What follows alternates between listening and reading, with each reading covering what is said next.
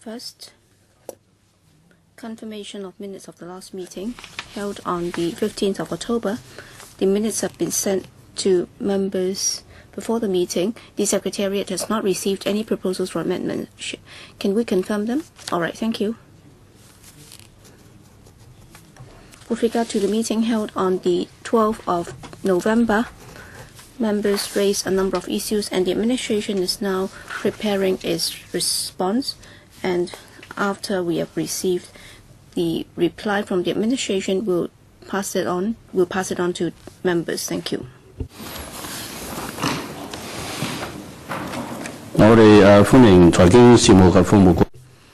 Welcome to Ms. Ada Chen, Principal Assistant Secretary for Financial Services and the Treasury. We also have colleagues from the DFJ, the Monetary Authority, and the SFC here. I'm not going to read out all the names here. Last time, we were on clause 40, part 14, 1A, and 381D. So we'll resume from 381D, that is C1255. In the marked up copy is page 127. Ms. Chen.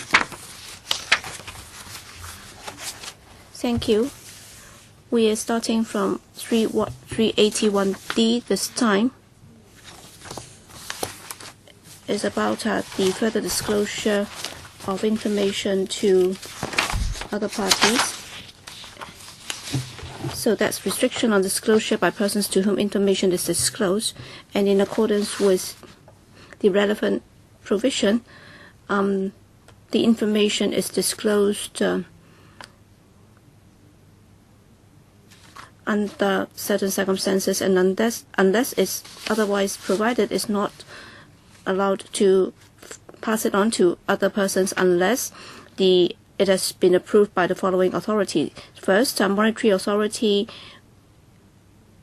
or the information has already been made available to the public, and also the disclosure is of a part that has already been made available to the public, or the disclosure is for the purpose of seeking advice from or giving advice by counsel or solicitor or other professional advisor acting in or proposing to act in a professional capacity in connection with the matter arising under a specified provision, or the disclosure is in connection with any judicial or other proceedings, and so on.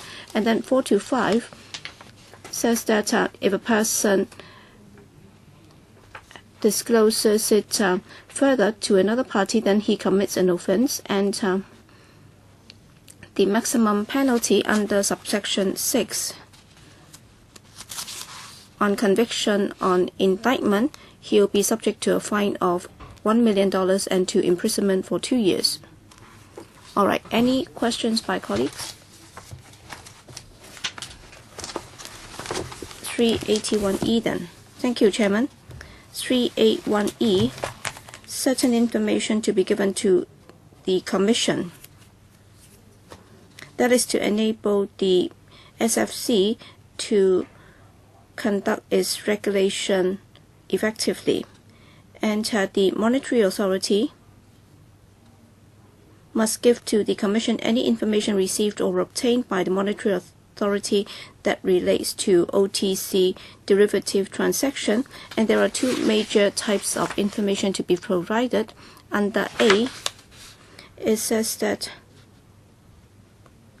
an OTC derivative transaction that is reported by a prescribed person that is not an authorized financial institution or an approved money broker. We have already got definitions for these terms, and therefore for authorized financial institution or an approved money broker, that is in fact that refers to other statutory bodies and prescribed persons, and also for the information that can be disclosed or that shall be disclosed to the SFC.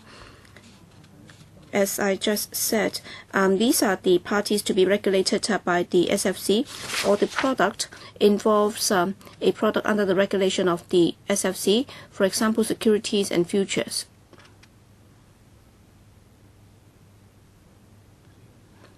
Any questions by members? Mr. Ng Leung Seng. Yes, I'd like to know a bit more about 381E concerning information to be given to the Commission. The monetary authority, upon request, shall or is required to do this. But then on the contrary, if the Commission is requested to provide information to the monetary authority, then would that be reciprocal? In other words, can the MA ask the SFC to provide information? Ms. Chen, here is about the monetary authority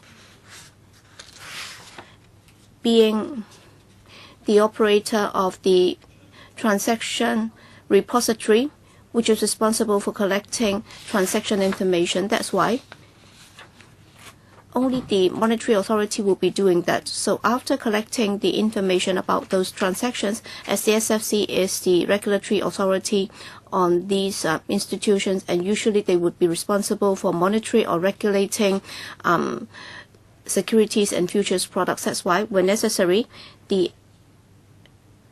MA can pass the information on to the SFC, but then will there be a situation whereby, on the contrary, some information might be held by the SFC and then the MA would like to get hold of it? So Mr. Ng was asking whether or not there is such a mechanism for the SFC to respond to requests by the HKMA.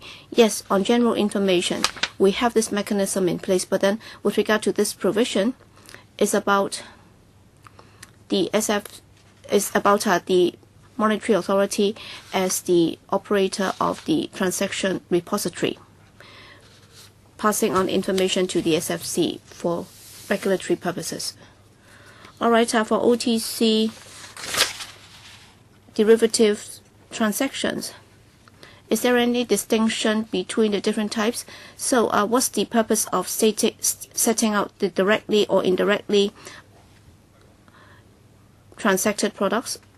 So are you suggesting that all the information in relation to such transactions will have to be passed on to the SFC? Or is there any distinction between direct or indirect? So what comes under direct and what comes under indirect, Ms. Chen? Well, for direct and indirect, it's about the practice in the trade. I can defer to Mr. Ho, who can explain a bit further. Yes, Mr. Ho? Well, here it talks about transaction that is reported whether directly or indirectly. That's to avoid any ambiguities, because with regard to any reporting of such transactions to the HKMA, either the information is passed on through the relevant systems, or it can be passed on to a third party. For example, if it's a U.S. bank, it's been using some U.S. Transaction reporting repository services, and therefore it can ask this repository in the U.S. to pass the information onto our system. So that's described as indirect. So the way it is put here is to avoid any misunderstanding or ambiguities. All right, that's clear? Yes, Ms. Chen, please continue. Thank you. 381EF. It allows the MA, after meeting certain requirements, to disclose information to a person in a place outside Hong Kong who satisfies the requirements specified here. For example, the person is playing or performing a function similar to that of the monetary authority in collecting and maintaining records for the purposes of the reporting obligation, and in disclosing the information, the MA would also have to be sure that that person is discharging that similar function and is also subject to adequate regulation and supervision. And it's also operating in accordance with international standards that are acceptable to the monetary authority. And in disclosing any information to an overseas person, the MA may impose conditions. How about 4, subsection 4? Yes, Mr. Kenneth Leung. All right. What kind of information is that? Is there any restriction on the type of information that can be disclosed? What's the situation like? Ms. Chen. Well, that's under 381F, subsection 1. It says that the MA may disclose information received or obtained by the MA because of the reporting obligation to a person in a place outside Hong Kong. So he can only act on request, is that right? So he can only do so on request. Well, I'll ask Mr. Ho to explain on the actual operation. Yes, thank you. With regard to the disclosure, well, the background is this. Because of the OTC derivatives, it's a global market, and therefore the regulatory authority in monitoring or supervising the risk, it cannot just rely on the information collected from one place before making this comprehensive assessment, and therefore, inevitably, he will have to collect information from elsewhere so that he can have a consolidated assessment. That's why there must be a mechanism in place to ensure that for OTC derivative transactions records, well, there needs to be some form of sharing of information amongst different regulatory authorities so that they'll be able to tell whether and to what extent there will be systemic risk. So the purpose of this provision is to look at these needs, and internationally there has been discussion about the exchange of information amongst transaction repositories and under the procedures what kind of information can be disclosed and the extent of disclosure and so on. So there are some criteria being discussed as to how it will operate in practice. We are still discussing with the relevant authorities, but then it's not done on a case-by-case basis. Actually, we are talking about complying with certain criteria in sharing the information. It's a continuous sharing mechanism. That being the case, I'd like to ask further follow-up questions. All right, for the licensees' information, actually, before they are informed, such information can be shared with overseas regulatory authorities. Is that right? Thank you, Chairman. First of all, we have to distinguish between what kind of information we're talking about. If it is information that is obligated under the agreement, under the OTC agreement, the parties to the transaction, the nature of the contract, and also the nominal value in the contract and the economic terms within the contract. These are the areas. And in the G20 meetings, this was agreed. These would be the information that would be shared. And apart from these information within the terms as described, they will not be shared. Yes, Mr. Chair, I would like to ask a question for overseas regulatory bodies. If they request that we provide this information, do our clients know that their information will be shared with overseas regulatory bodies? Will the client be notified if there should be such incidents? Thank you, Chair. Let me just reiterate one point, and that is the information is restricted to what is obligated under the agreement, and that is, as I have described just now, the nature of the contract, some of the economic terms, etc. And this is a fundamental requirement and standard internationally. As for the sharing of information within the repository in a market which has participants in it, they should know that there will be such information sharing mechanisms. As for how the information is shared, there is actually open information provided internationally. So the participants in the market should know. I do not know whether I've missed that point, but for sharing of information with overseas parties, perhaps I'm just picking up on a previously asked question. Are there any mutual or reciprocal agreements for information sharing with overseas regulators? And does Hong Kong have the right to refuse provision of such information or appeal? Now, first of all, to reiterate, the information type would only include the types of information as I have described just now. It would not include information of commercial confidentiality or secrecy. Let's say, for instance, there is turnover information in the market.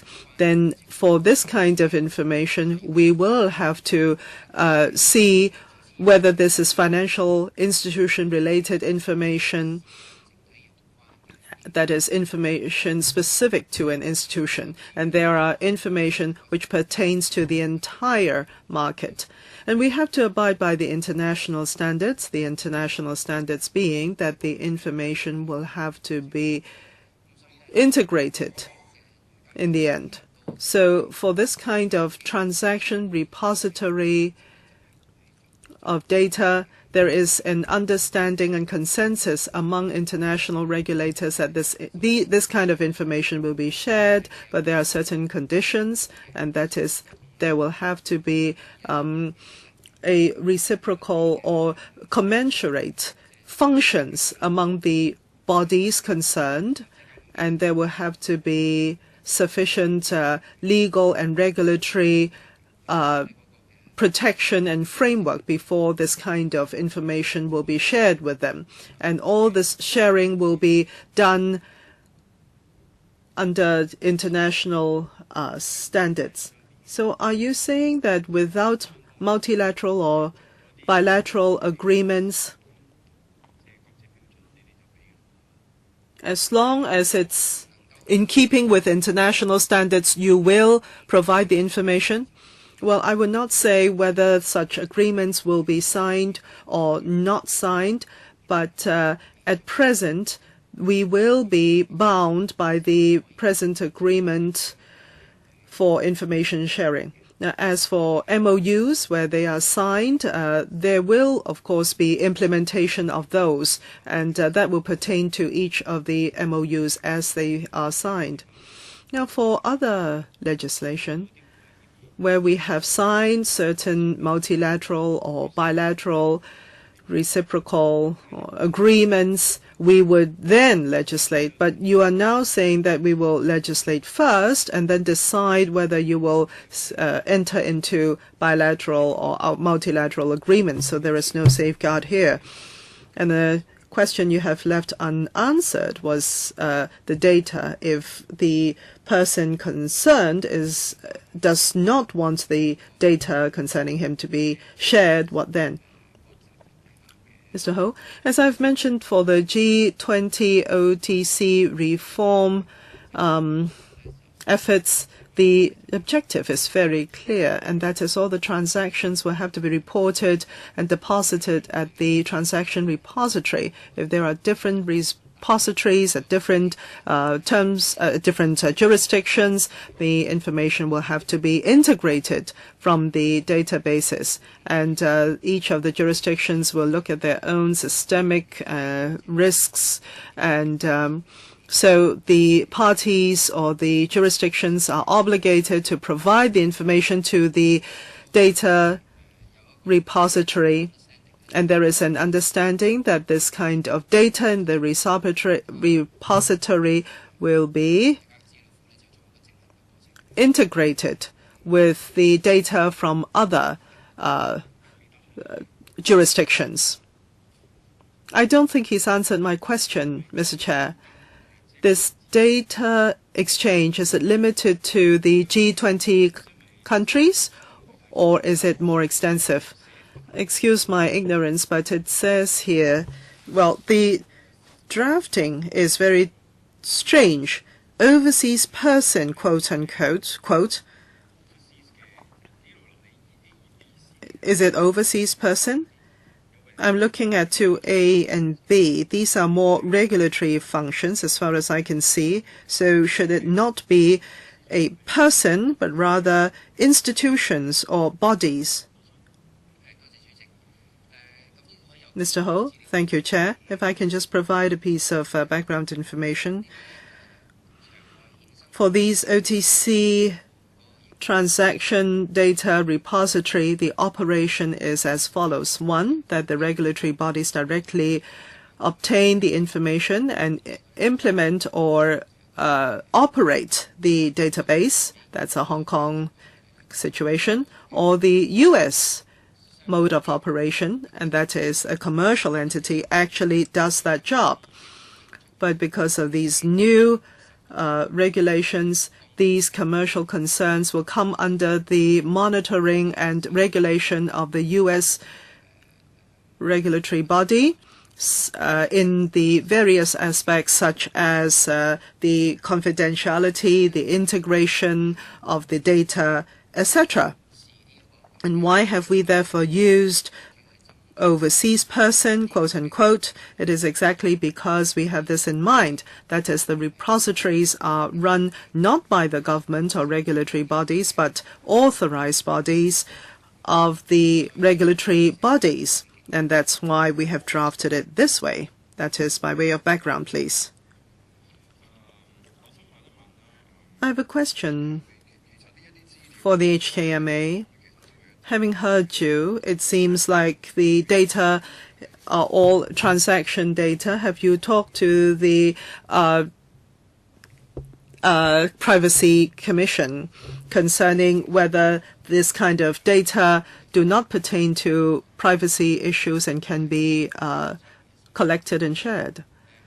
Well, because this is data pertaining to market participation, and the bodies are mainly financial institutions, investment banks, and banks. And also there are the end users, such as corporations of the derivatives. And as far as we know, there are very few individuals participating in the market. And if you do participate in the market, there are certain requirements from your counterparty, such as the credit quality of the participant or the counterparty.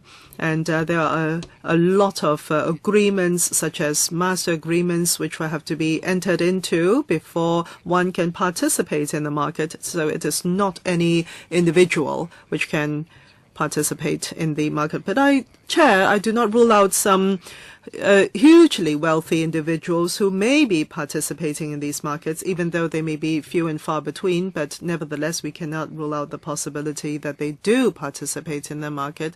So let's say if a wealthy person within Hong Kong have done certain transactions to the tune of billions of dollars, and you put this all into the database and share it, I don't think that would be appropriate. Well, we can provide more information after the meeting.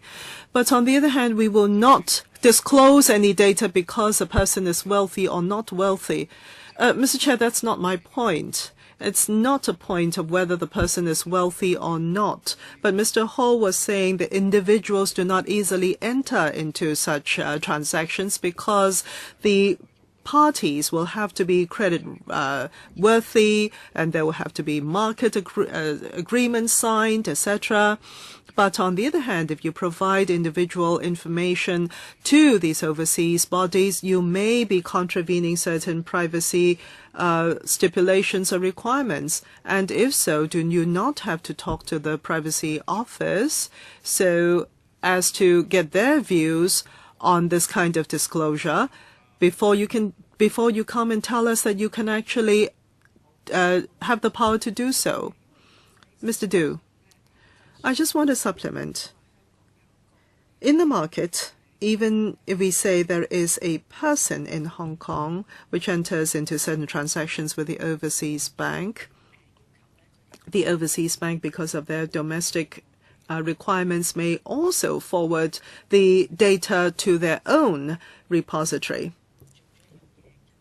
And there is a protocol to respond to either the US or European reporting requirements. And the banks will have to enter into these protocols with their clients. And in the protocol, the client already provides the consent for the information, transaction information, to be forwarded to the database or repository. As far as we know, the investment banks in Asia are already requiring their clients to enter into such protocols. Now, you talked about data access and whether they pertain to privacy or blocking statute. In fact, in overseas countries, they are more concerned about privacy issues, and perhaps we are, and they are looking into this to see whether there can be certain solutions which require everybody to be able to be compliant and make it feasible for them to be compliant. For example, not disclosing the identity of the counterparty is one possibility, that is masking the identity of the counterparty. This is being developed. But as Mr. Ho had pointed out, if we share information with the other overseas repositories, everything will be done according to the international organization's resolution and standards. IOSCO, which is an organization including regulatory bodies for the securities market and also for banks, IOSCO has come up with these standards. You asked just now how this kind of information will be shared. Well, actually, in the summer, there were certain specifications which were made public. So as for how the data in the repository will be shared, the actions, the sharing will have to follow closely the stipulations as publicized. Mr. Chair, I'd like to know whether there are certain blueprints or prototypes that are being followed in the market or in the industry. Well, we can ask Easter to help, following the Dodd-Frank and the European requirements, because these are the two biggest systems with this kind of requirements. And one of the main requirements is that after having done the transaction, we are given the power to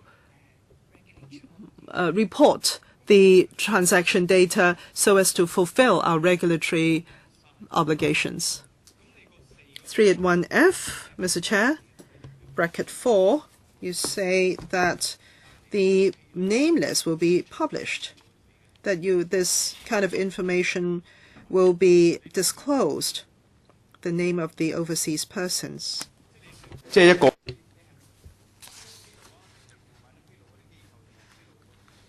So, what will be gazetted?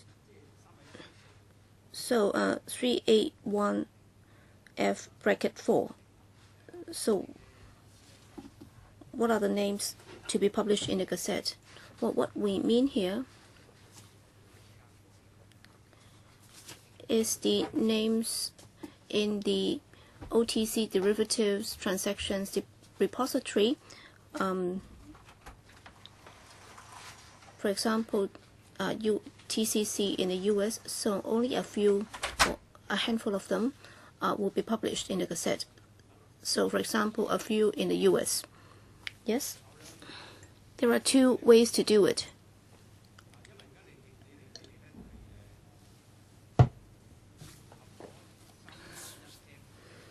You will have to be satisfied that certain institutions or regulatory authorities have met the conditions set out in 381F, and then you will then gazette the names of those repositories or those regulatory authorities in the Gazette, and then you can pass the information to them. Is that right? So why don't you just make a piece of subsidiary legislation giving us the list, a full list of those institutions? Because just now you said that you have yet, you have some bilateral or multilateral agreements, and then you can follow the practice. that would be clearer, because last time I also said that, all right, IOSCO or SFC would have this multilateral agreement, and then you can enclose it. So why don't you just come up with a list under a subsidiary legislation so that we would know exactly what you'll be sharing with which institutions? Wouldn't that be clearer, Ms. Chen? Well, the change involved would be very minor. Ms. Chen? Yes, I can supplement on this. Just now you said that, well, there might be lists like IOSCO that might be used by the SFC. In fact, in respect of regulating banks, the HKMA also has a list of relevant regulators. We do have such MOUs with overseas regulators, and we are using the existing MOU to extend it to cover this needs. So in practice, we would also be signing this with overseas regulators, and when necessary, we might also need to sign new agreements. So in the actual practice, we do have such MOUs available, and then that would also facilitate our sharing of information with our overseas counterparts. So why don't you tell us more about your MOUs? Actually, in preparing our reply to the question raised by you last time, we would be providing the information to members when it's available. All right, can it be done in the form of subsidiary legislation? Can you include that as a list in the subsidiary legislation? Is it possible? Would there be difficulties? Well, I don't know, because generally speaking, if you have to sign an MOU with the other party and if you have to gazette that, then it's a matter of sequencing. But then if it's done in the form of a piece of subsidiary legislation, you can veto it. But then if they've already signed the MOU, and then if you gazette, and then if you veto it at the stage of subsidiary legislation, then that might give rise to some problems, and there may not be any need for this council to scrutinize whether or not the overseas regulators are able to meet all the criteria. Mr. Sin? Chairman, there are many international agreements, but then very often they would have to have local ratification by the local legislature. And that's often done in the form of a piece of local legislation. I think that's often done in the US too. So if you ask me, I'm not overly concerned that after signing the MOU, and then this council might veto it in the stage of subsidiary legislation. So on the contrary, if you have signed an MOU, Chairman, all right, if there is an agreement that has been signed, then if the local legislature reacts so strongly that it would like to veto it, then you will have to look into it. All right, if there is an agreement with far-reaching implications, and of course, before we sign it, we should have legislated and confirm it by way of legislation. But then, when it comes to overseas regulators, does this council want to vet it every time when there is a new list? I think it's not for me to answer the question. It's for the administration to answer. That's a request by our members. So, Ms. Chen, would you like to respond to that? Well, we'll give you a written reply later. Okay, so much for this. Next.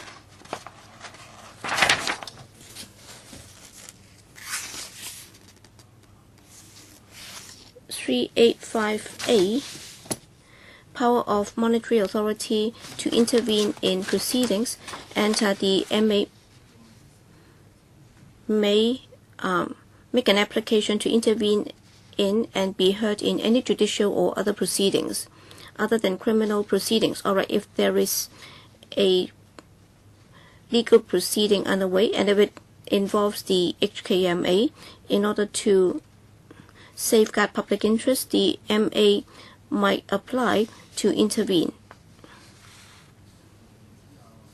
And then for subsection 2 and the other clauses, they are procedural matters.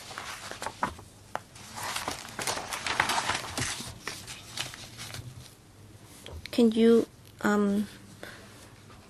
summarize them for us? Yes.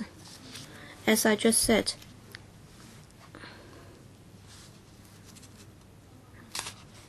in the legal proceedings concerned, if there is any interest involving the MA, and if he's of the view that his intervention is in the public interest, then after consulting the FS, he can make an application to intervene in and be heard in such proceedings.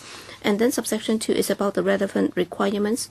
For example, the application must be made to the court hearing the proceedings, and it has to be done in writing, and it has to be supported by an affidavit. And 3, the court to which the application is made may by order allow the application or reject it, and the court must allow the relevant parties to have a reasonable opportunity to be heard. And 4, if the application is allowed, then the MA would be able to be heard in the proceedings and is to be regarded for all purposes as a party to the proceedings and has all the rights, duties, and liabilities of a party to the proceedings. Any questions? None?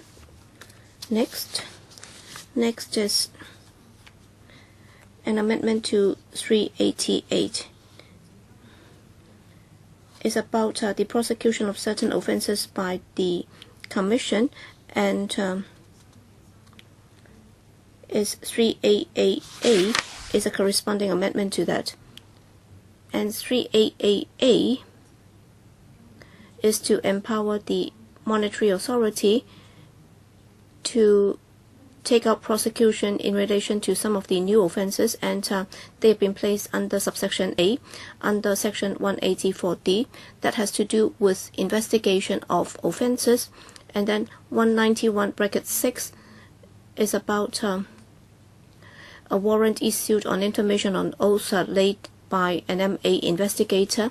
And then C is 381D, the restriction on disclosure to a subject.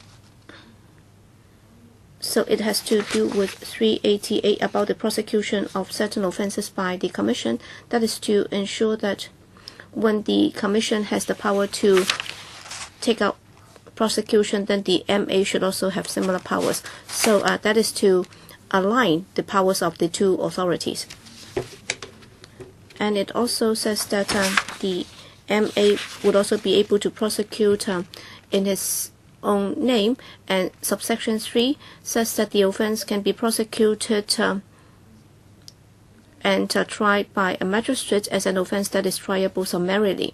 So these are relatively minor offences, and subsection 4 says that for prosecuting an offence referred to this person appointed under a particular provision of the Exchange Fund Ordinance will be able to appear before a magistrate, and he will also be able to act as a barrister or to act as a solicitor under the ordinance. And this section also does not derogate from the powers of the S4J in respect of the prosecution of criminal offences. Any questions from members? If not, then we can move on to 43. 389, Chairman.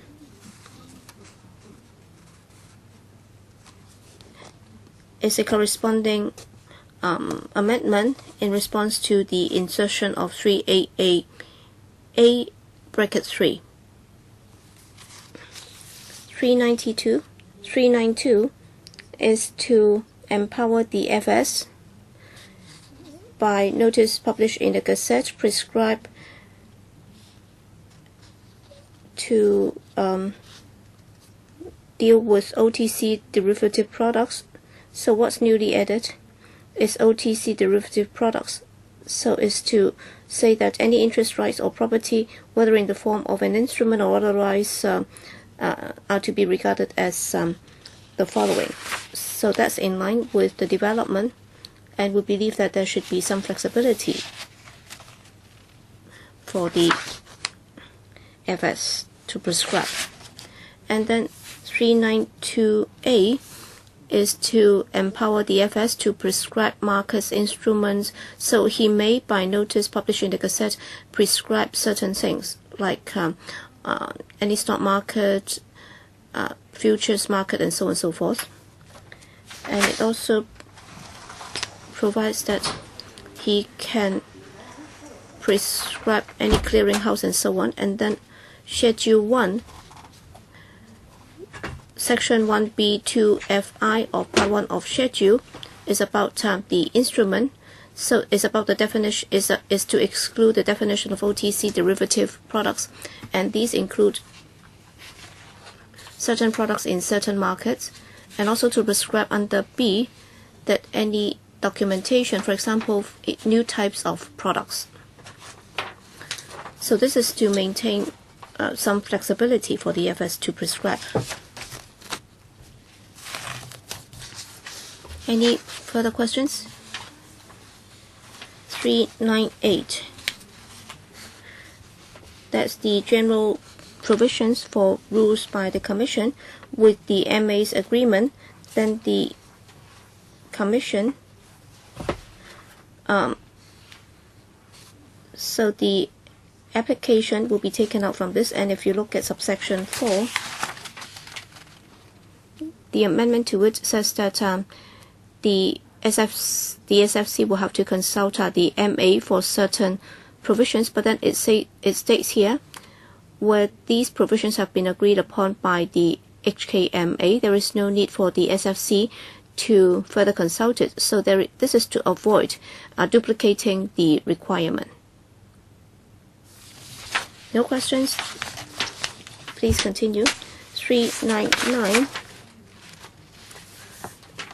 Codes or guidelines by the Commission, and is to expand to all the guidelines to be published by the Commission. For example, guidelines or codes in taking actions against certain institutions. Mr. Christopher Chung, Chairman. 399. So SFC has the power to publish codes and guidelines, and according to the experience of the trade, every time when there is subsidiary legislation, there would be new forms of subsidiary legislation. Sometimes it's difficult for the trade to adapt to it, and before we are able to adapt to the new legislation, they would then come up with new codes and guidelines. So can you restrict that so that they cannot do it too often, or there should not be too many? Because we have no idea as to when and how many pieces of subsidiary legislation will be made by the Commission, and sometimes we have difficulty absorbing and adapting to that. Well, these are not subsidiary legislation. They just have the power to come up with rules, codes, and guidelines for the market. Yeah. Hi. Ms. Chan? Yes. Concerning the point about subsidiary legislation, the SFC will definitely conduct consultation.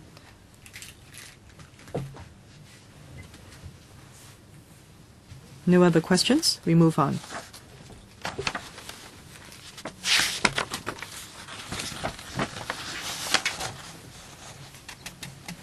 We come to 407.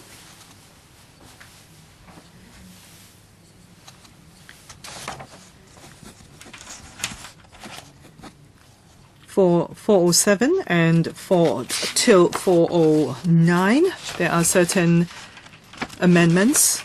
We will be adding a Schedule 11,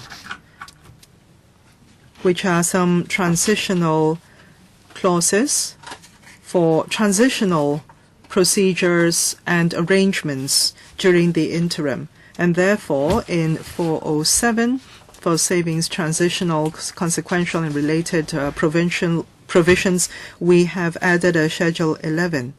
Are you referring to bracket 5? Why is it bracket 6 here? the number, is the number wrong?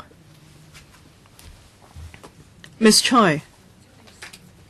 Yes, we will follow up. Probably the number is arranged differently here. 408.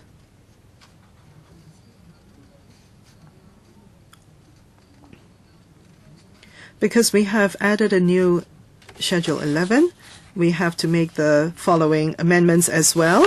And 409, likewise, this is to put in the new Schedule 11.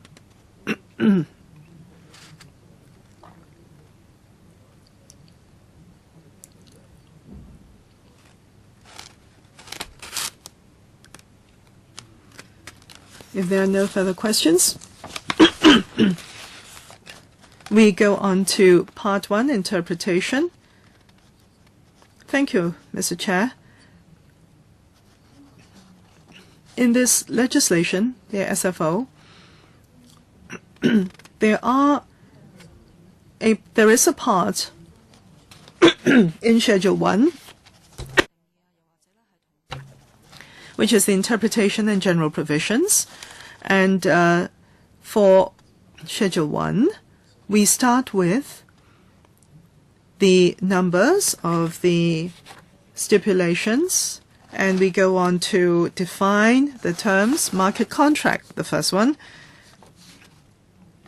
It means a contract that is subject to the rules of a recognized clearinghouse entered into by the clearinghouse with a clearing participant pursuant to a novation that is in accordance with those rules and which are for the purpose of clearing and settlement of a transaction in the SNF Securities and Futures contracts effected on a recognized stock market or recognized futures market. Any questions here? No. And a new interpretation and definition. Well, again, we have to look at the stipulations, and we will talk about them when we come to them. There is here advising on OTC derivative products, and that refers to Part 2 of the Schedule 5. But basically, this is under Category 11. And when we come to Schedule 5, we'll go into the details of this term. And another term is approved money broker. Well, simply put, it is under the banking ordinance, a money broker which arranges deposits and trades for fees. And one of the parties to the trade would be a recognized institution. Clearing obligation, the third term being defined, has the meaning given by Section 101A of this ordinance, so the meaning is there. Dealing in OTC derivative products has a meaning given by Part 2 of Schedule 5, but basically this is the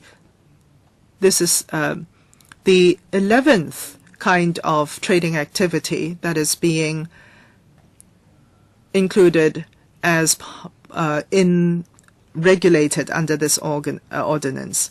MA investigators, meaning given by Section 178 of this ordinance. OTC derivative product has the meaning given by Section 1B, and when we come to Section 1B, we'll be going into the definition in a deeper sense. OTC derivative transaction means a transaction in an OTC derivative product. So these are trading in derivative products. Prescribed person has a meaning given by Section 101A of this ordinance. Providing clearing agency services for OTC derivative transactions has a meaning given by Part 2 of Schedule 5.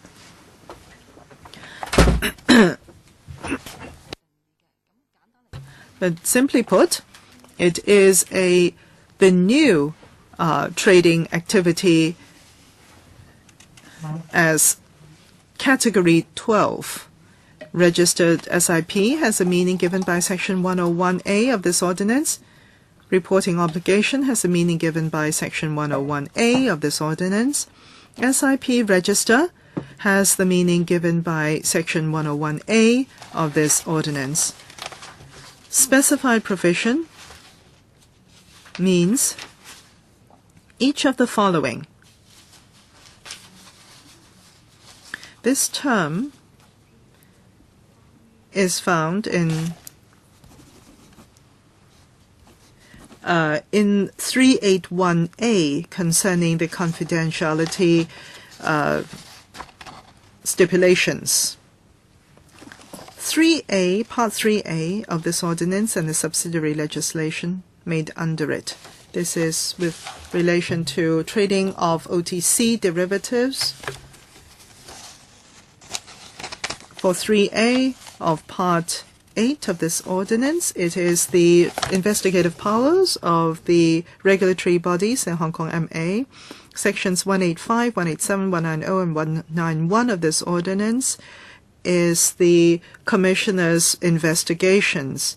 Sections 186A, 385A, and 388A are the Commission's provision of information to overseas regulations and to provide information for making prosecutions, etc. As for Divisions 4 and 5 of Part 9 would be disciplinary actions taken by the Commission and other miscellaneous actions. Division 1A of Part 16 would be the Commission, the confidentiality surrounding the execution of powers of the Commission. Trading obligation has a meaning given by Section 101A of this ordinance.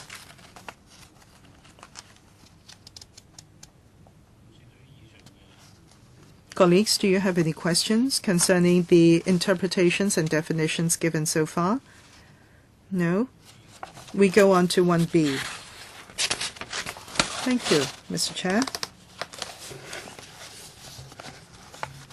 OTC derivative product, the meaning of this. OTC derivative product under the SFO means a structured product. And here we begin to define OTC derivative products. In Clause 2, it says OTC derivative products does not include securities that are traded on a recognized stock market. And A, B, and C all refer to securities that are traded on recognized stock markets or stock exchanges. For the products that are traded therein, they will not come under the definition of OTC derivative products, because really we're talking about OTC, over the counter, which are outside of these recognized institutions. A structured product that is offered to the public, the issue of any ads, invitation, or document relating to which is authorized under Section 105(1) of this ordinance. So these products are already regulated. So we have taken this out from this part. E is a structured product in the form of debt security, the payment under which is derived from cash flows generated by an underlying pool of assets, which is really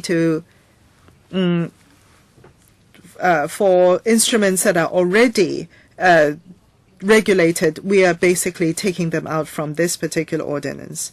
And G, a spot contract.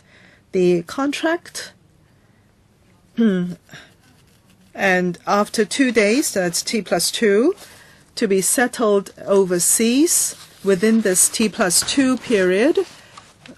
This is a very short-term product, and it does not fall within the ambit of this ordinance. So this is a very short-term contract, and it does not come under this particular regulatory system. Mr. Sin, please. Mr. Chair, I'm looking at 1B3, which says what is to be included. 392 Roman numeral 7 OTC products. And the FS, one there, the FS can by notice prescribe what constitute OTC products. And in 2, and in 1, and in 3,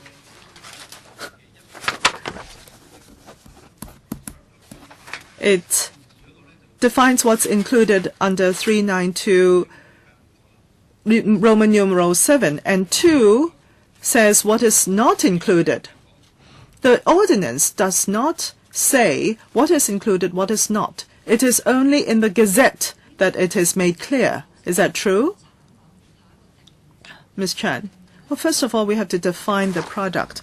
And in clause 1, it is given OTC derivative products.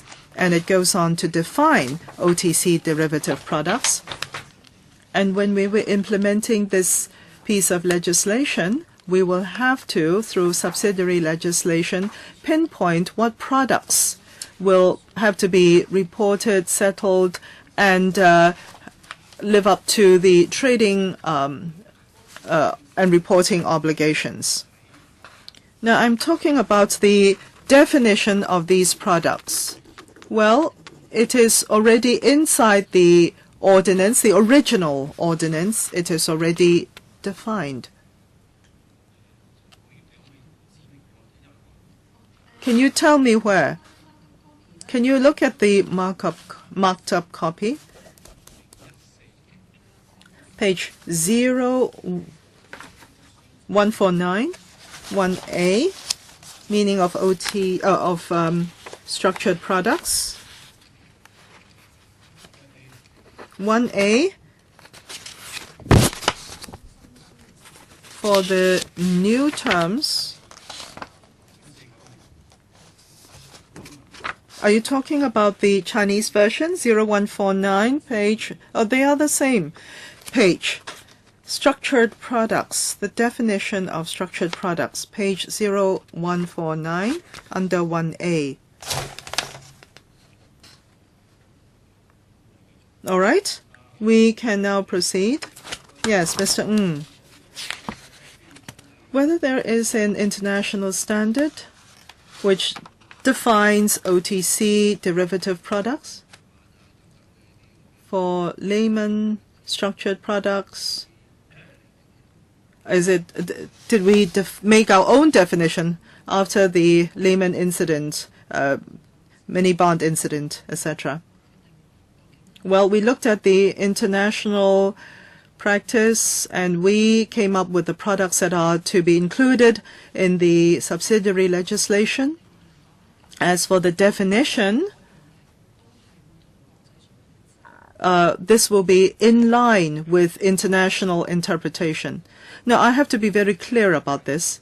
In our next stage of handling related cases, because Hong Kong is an international city where there are new products introduced to the local market, that is, new overseas products introduced into Hong Kong where Hong Kong investors are not familiar with these products. Will you have a reasonable period of time wherein you'll be able to regulate these new products as well, or whether they should also come under OTC derivative products, so that there will be commensurate regulatory actions over these new products? Mr. Leung, thank you for the question. This is exactly what we have to consider. For OTC derivative products definition, we know that however we want to cast a net for the definition, there will always be novel products which will fall outside of the net of definition. And that's why in clause 3 there, we say that the OTC derivative product also include other products that are declared as regulated under by way of notice by the FS, which presently do not come under 392(7).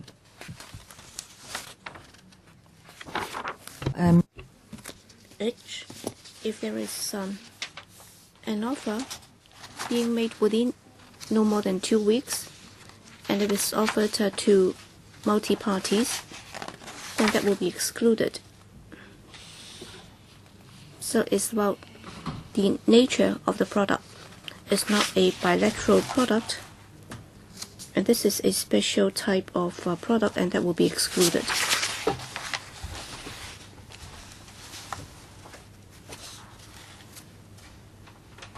Any question?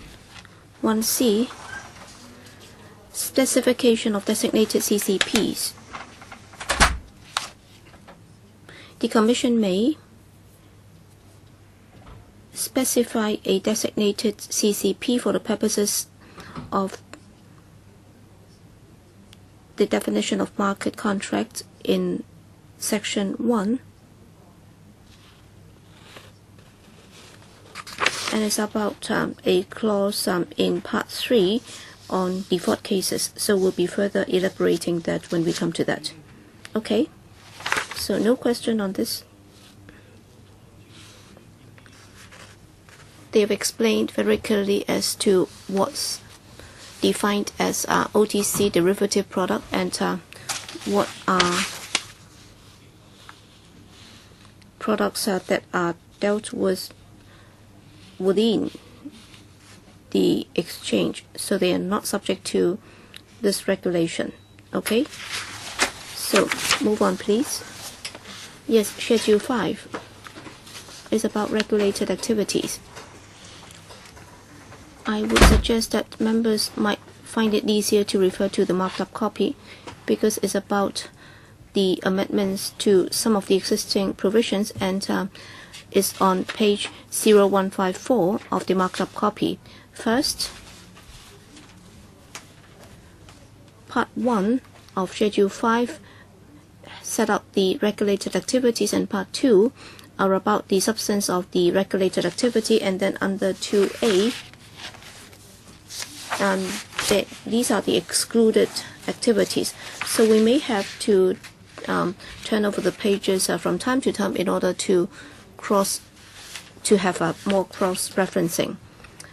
Part 1, we've got 2 additional regulated activities. Type 11, dealing on OTC derivative products or advising on OTC derivative products. And then Type 12, providing clearing agency services for OTC derivative transactions. As to Type 11, the first leg, dealing on OTC derivative products, actually here we are referring to 0169, page 0169 of the marked up copy.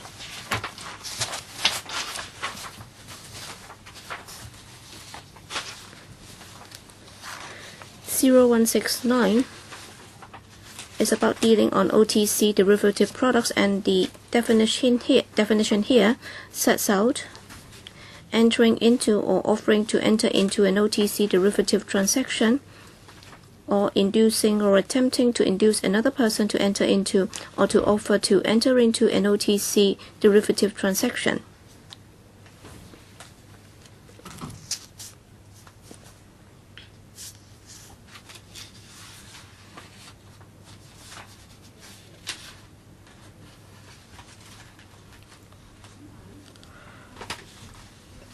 There are certain excluded services under 2A, and it's on page 0174 of the marked up copy. That's in the English version.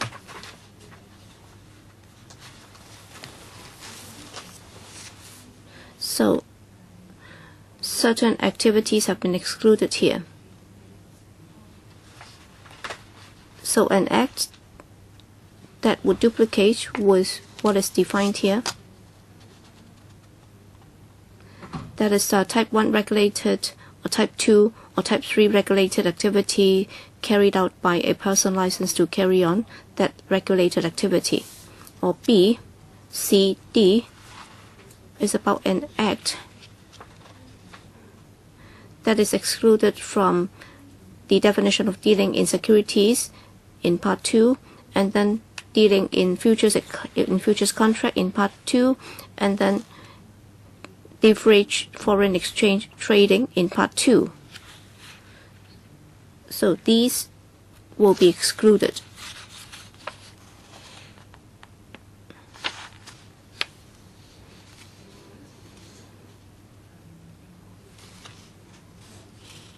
And then recognized clearinghouse, recognized exchange company, provider of automated trading services being authorized, and F, an authorized financial institution and an approved money broker in going about an act in their day-to-day business. So they are not to be regulated under this G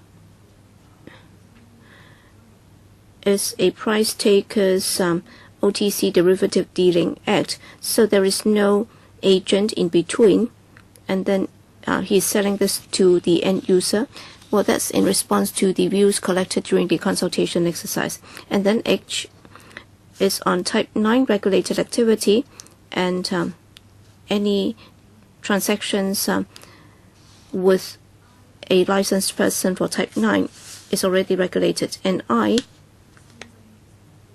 is about the additional regulated activity under type 12.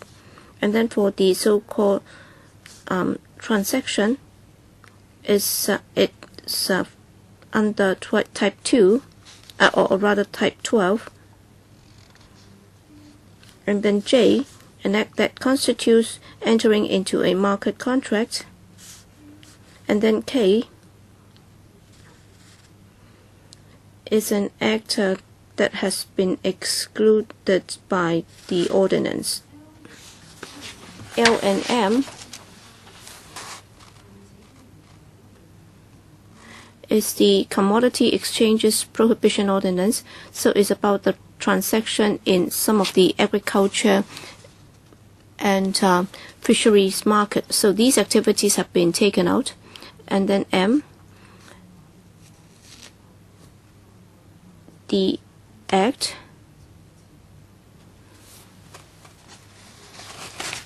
or the transaction is not done through a licensee under type 11, so some end users will be excluded. In fact, N, when compared to an earlier provision under G is that the OTC derivative end user without going through an intermediary. Here we are talking about another type. He is also an end user. And paragraph 3 is to further explain the provision that I just said under 2N. So these are type 11 regulated activity, and it's about the activity for OTC derivative dealings.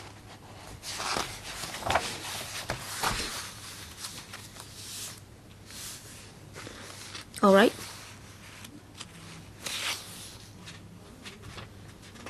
May I now refer members to 0154 is about type 11 regulated activity. Other than dealing in OTC derivative products, it also includes advising on OTC derivative products. So on OTC derivative products, they provide advice. And what does that mean? We will have to refer to 0169 on the markup copy.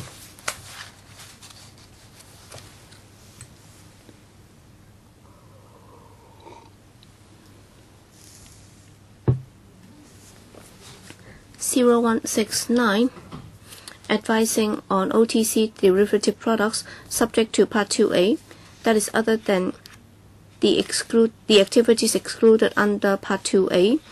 They include A, giving advice, and then B is about issuing analysis or reports. However, it does not include the giving of advice that falls within the meaning of advising on corporate finance, that is type 6 of the regulated activity, and also providing credit rating services, and this will fall under type 10 regulated activity. So these will be excluded. Mr. Sin? Yes, Chairman. I noticed that some of the so-called financial analysis, they would also comment on the stock market performance. So, would they also be commenting the OTC products? Yes, I'll be moving on to that later. Well, here it says that it's subject to Part 2A is on 0172 of the marked up copy. And then on page 0174 on the top of it, under subsection I, it also refers to what's meant by an advising act. So we can look at them clause by clause when we come to that.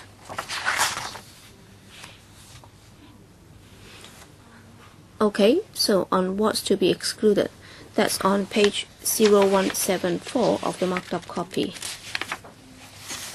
A, B, C together actually are about advising on certain activities, and those activities would be subsidiary to the activities that are being advised on, and also is also done in the day-to-day business of the licensee. And E, concerning type 9 regulated activity, is about asset management, so it's a service being provided to those persons. And F, any other activities are being excluded under the subsidiary legislation. And then G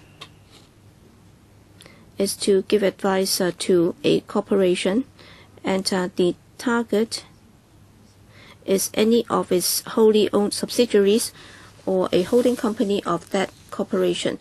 So you're providing advice to your own company. And then H is to exclude certain parties because of their professional status, for example, solicitor, counsel, certified public accountant, and trust company, providing advice because of their professional status. And then I is the exclusion that Mr. Sin was concerned about, that is any OTC derivative advising act carried out through a newspaper, magazine, book, or other publication by a person, or a TV broadcast or radio broadcast for reception by the public.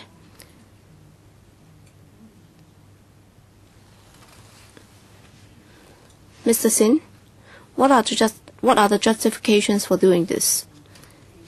Well, I'm neutral on this, but then I'd like to know more about this. Why is it that this will be excluded? So why is it that they are exempted? Who is to answer this question? SFC? SFC, please. In fact, this provision, well, it actually refers to the Securities and Futures Ordinance and the relevant stipulations there. At the time, because of freedom of speech considerations, we have put in this particular stipulation. Freedom of speech?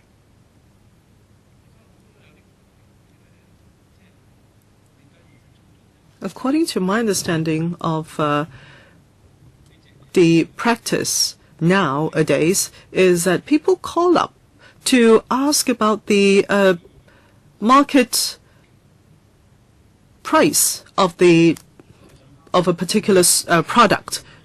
Is that freedom of speech? Well, that is freedom of speech, but it's advice, isn't it? Well, actually, there should be certain freedom in the media.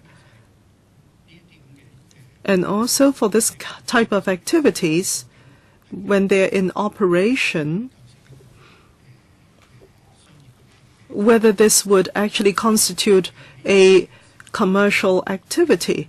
Because at any time you can be talking to a friend of yours about a stock, and that can be advice, but it's not for commercial purpose, and that's why we exclude this kind of activities from regulation.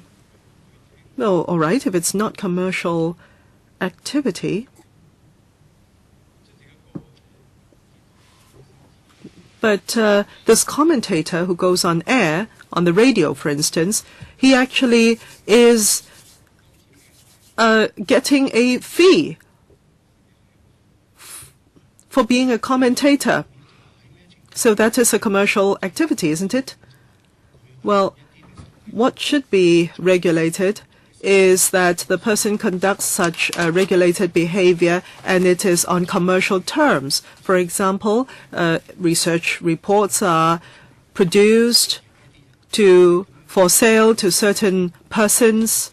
Well, this kind of activity would attract or be required to apply for a license before the person can produce this kind of research reports. Do you agree, Mr. Sin? Mr. Chair, I'm not clear in my mind. I'm not clear whether this kind of activities should be excluded or not. Because the target of service, let's say the listeners of the radio program, they do not pay the commentator or the person for his or her advice. And there are no responsibilities or any fees related. Now, let's say there's a commentator and he receives certain money to sing praises of a certain stock. Would that be commercial activity? But this is market misconduct. This is already enshrined in the laws, and that is for this kind of activity, this would definitely be misconduct and would be penalized as such. But are there already such practices? Because I do see some serious programs with this kind of requirements. At the end of the program, they would declare whether the commentator has holdings on certain stocks that he has commentated on. Is that voluntary or is that required? Well, that is in the Code of Conduct. It is a requirement therein. A licensed analyst, when providing such comments, the analyst will have to disclose whether he has certain interest in the stock or the product concerned. I know in Hong Kong there are some licensed analysts, and there are others who have very high regard, enjoy very high regard from the people at large, but who are not licensed, and there are a lot of followers for these people. How do you regulate them?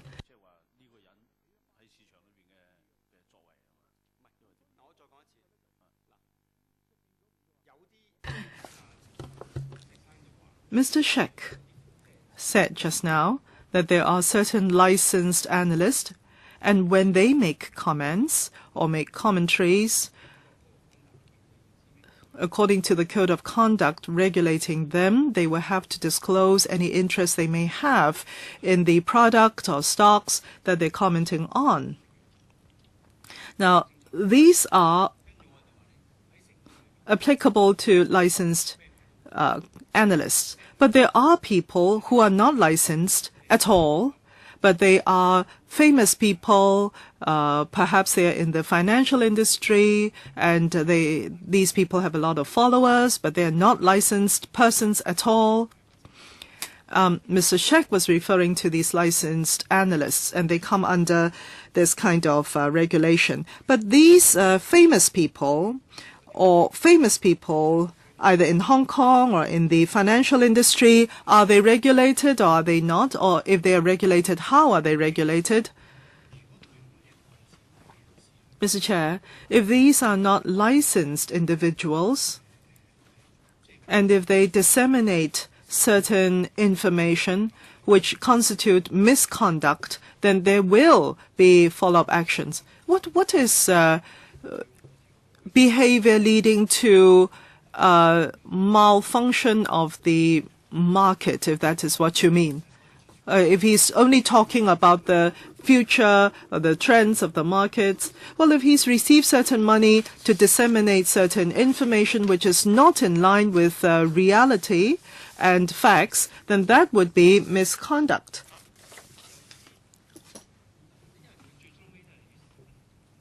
But at the end of the day, because this is not in line with factual reality, but on the other hand, it is just a comment. It's a comment. Comments do not align or not align with practical reality.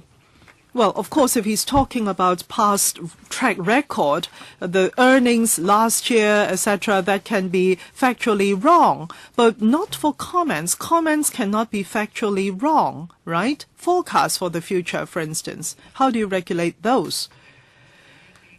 Well, Mr. Sin, if he is not conducting or giving advice or comments while conducting regulated activities, then we will have to look at the situation case by case. You mentioned that he has received certain money from certain parties and therefore have disseminated such information. For that kind of situation, we will definitely follow up. So in the code of practice, the licensed analysts will have to disclose whether they have long or short positions or any interest in the products, whether they have received any money to sing the praises of certain stocks. That's a situation for licensed individuals. But for non-licensed individuals, can you not regulate them as such as well? The code only applies to licensed individuals. For non-licensed individuals, if they comment on certain products in the market, if they go overboard with their comments and cause inappropriate behavior or misconduct in the market, I'm sure the SFC can follow up and penalize them.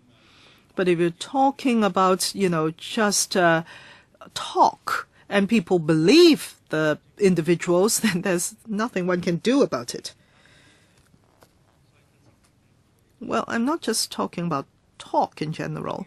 Why do licensed analysts have to disclose their positions, but not for all other people?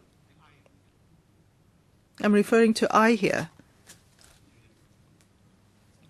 Ms. Chan. I think this has to go hand in hand with investor education. We understand your point, but at the same time, we are also pushing ahead with investor education. Investors will have to understand that there are risks attached to any investments, and they have to be aware of those. Yes, we have been doing that. Mr. Leung, yes, just to follow up on that, an analyst, let's say if it's not sheer talk, but a commentator who goes on air, a non-licensed individual, a commentator who does not want to be licensed, and Mr. Sin was talking about a licensed individual, of course, they will have to follow the code of conduct as to their positions in the stock, etc. Now, for this non-licensed commentator, He can say that the stock is no good and it's not performing well, it will not perform well, and next week he buys a stock. Well, there is no regulation for this kind of behavior.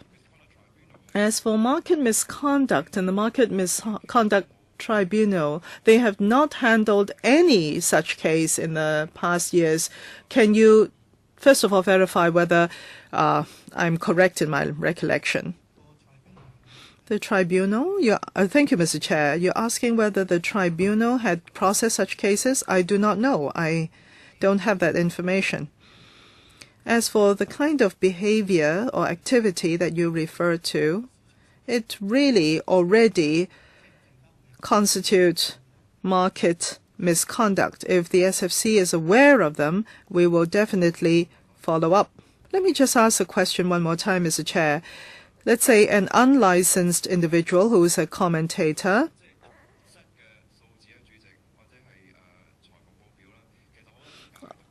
Well, on the basis of financial reports and disclosures, one can make a lot of interpretations, different interpretations, and if the commentator says that this is a buy-in or sell opportunity for his own gain, would this be market misconduct? Mr. Chair, if a person disseminates false information to benefit himself, then that would be market misconduct. Now, I'm not saying he's disseminating any false information, but if he makes an analysis to say that the stock will have no future, that this market the company is in will have no future, well, you cannot prove that that is false information, can you? But if in the long term he benefits from it, what then? Of course, one can have freedom of speech, but the licensed analysts will need to disclose their interests. Now, that's very clear. If they are long on the stock, they give very good comments and reviews of the stock. We understand that. I mean, so the audience or the listeners can all make their own decisions what they want to do with that kind of commentary. But we are referring to people, influential people in the market who are perhaps more influential than these licensed individuals. Do you follow up with them?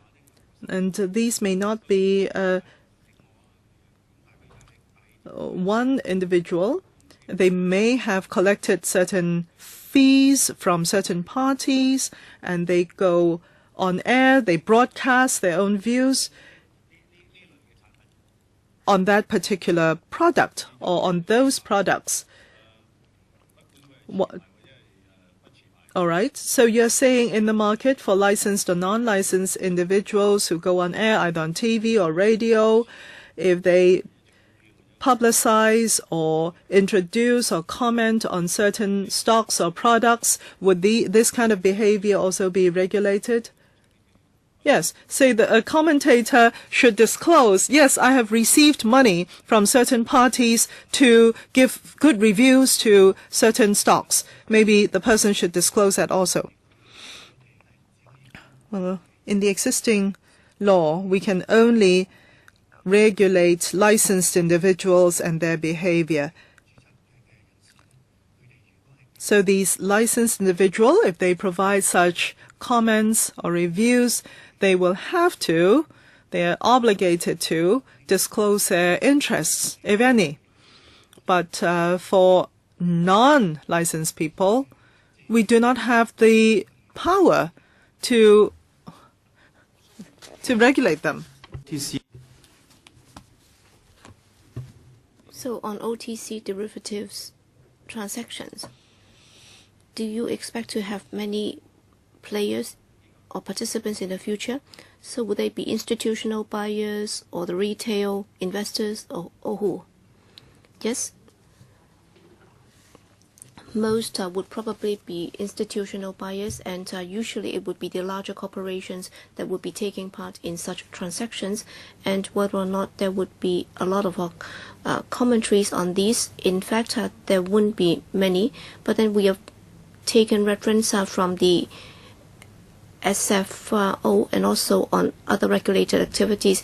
We think that it's better to exclude that as well, so that that would be more consistent, because indeed that's not something that the retail investors would normally be participating in, and therefore we don't expect to have many commentaries on that. Mr. Sin, Chairman, given the fact that according to your assessment, most likely this product would only be popular amongst the institutional buyers, then it's okay. But then, as I just said, yes, there might be some, well, in fact, that's going to happen too in the future. So these are the non-regulated persons. They are not licensed commentators. So will there be a legal requirement? You talk about licensees who are required to disclose their interests. So is there a possibility for you to review that when it comes to the SFC's powers? Because this is not desirable. It's not just about this. As I said, sometimes they will also comment on stocks and so on. So, Mr. Ho, have you taken on board that view? Well, internally, we do review the requirements from time to time, but then on this particular subject, when we conducted the consultation exercise, there were suggestions that certain articles in the press or in magazines and journals and so on, they should also be excluded. So we'll try to see how we can address members' concerns. Well, let me make it clear. I'm not saying that they should not be excluded. I can accept that. But then the thing is, they would also have to declare their interest, because I think even if you look at media elsewhere, they would also comment on certain things, and then the reporter would ask them if they have any interest to declare. So I think the same applies here. Under the Code of Conduct of the SFC, can it apply to non-licensees, so that when they attend such programs, when they make comments, will they be required to disclose the interest? Well, to impose this requirement on non-licensee, then we will need to have new legislation. That's why I was asking you to review the legislation, so that you can extend the requirement onto people making such commentaries. That's why I've been saying that we would review the legislation from time to time, and in conducting such reviews, understanding members' concerns, we'll see what the practices are elsewhere, and then we'll see if we would also like to impose that requirement on local commentators. All right, Ms. Chen, please continue.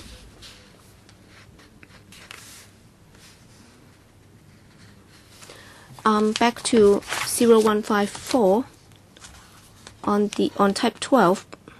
Providing clearing agency services for OTC derivative transactions.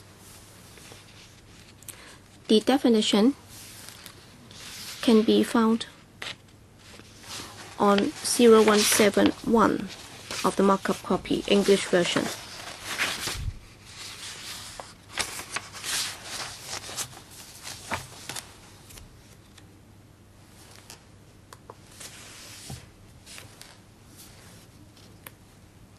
Here, it defines providing clearing agency services for OTC derivative transactions is through a central counterparty, whether located in Hong Kong or elsewhere, directly as a member of the central counterparty or indirectly through another person that is such a member. So, it's providing clearing and settlement services. And we also have to look at Part 2A. There are exclusions, and Part 2A is on page 177 of the marked up copy.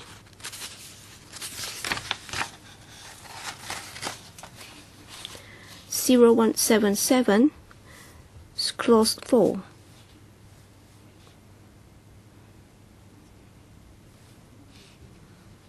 Providing clearing agency services does not include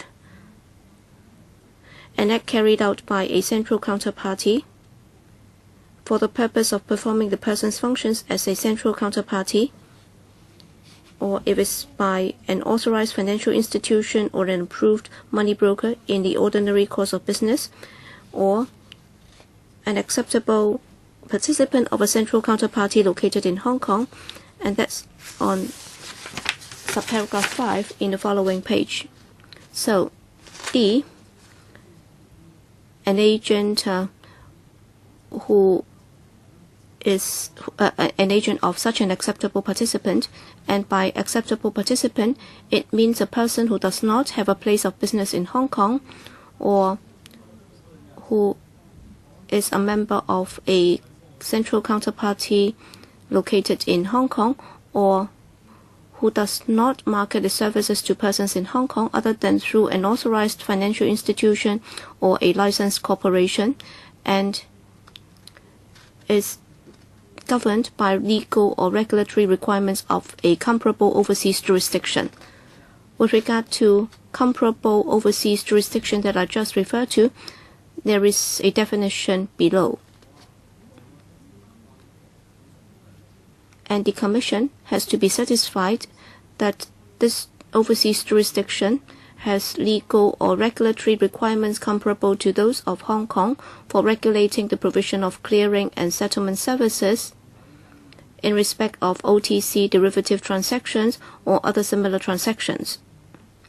And the Commission also has adequate cooperative arrangements or agreements with the jurisdiction concerned. Any questions from members?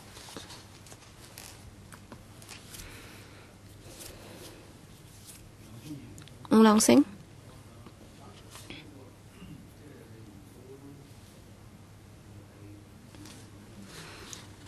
Subparagraph 5. B.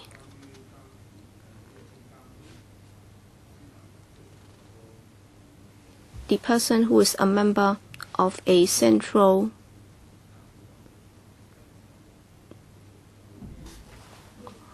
or rather is about the definition of comparable overseas jurisdiction, that this jurisdiction has adequate cooperation arrangements or agreement with SFC. So does it mean that the SFC has already signed an MOU with this jurisdiction, or if it's aware that the jurisdiction has already got comparable regulatory provisions? So I don't quite understand. So what's meant by adequate here? Ms. Chen, what's meant by adequate here? I'll defer to the SFC. Mr. Leung?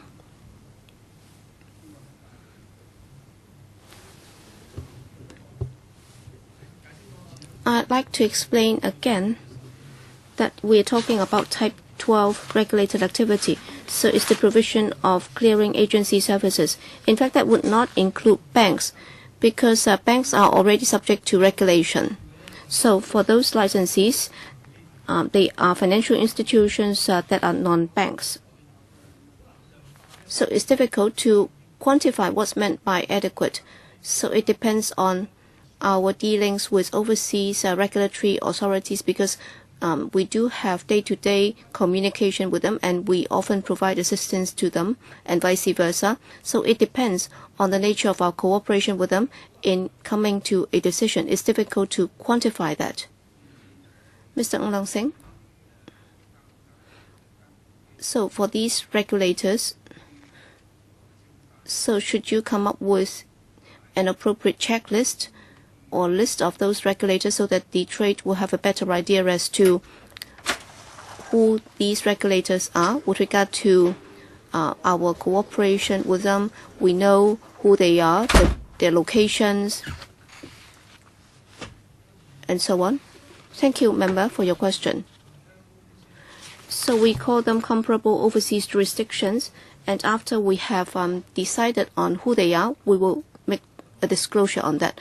How would that be done? By publication in the Gazette? Well, we have not said that we're not going to Gazette it, but then the purpose is to enable overseas persons that if they've set up a company outside Hong Kong, then would they be eligible for becoming members of Hong Kong's clearing agencies? So instead of gazetting the list, we can also make a notice by the SFC so that the SFC can disclose in the form of a notice, and then the public will know who these regulators are. All right, it's almost 12:30, and if we continue, then we might have to have a rather lengthy discussion. So let's stop here. Is that okay? And then we should start from, all right, the next meeting will be 12th of December, 2:30. So let's adjourn here. Thank you.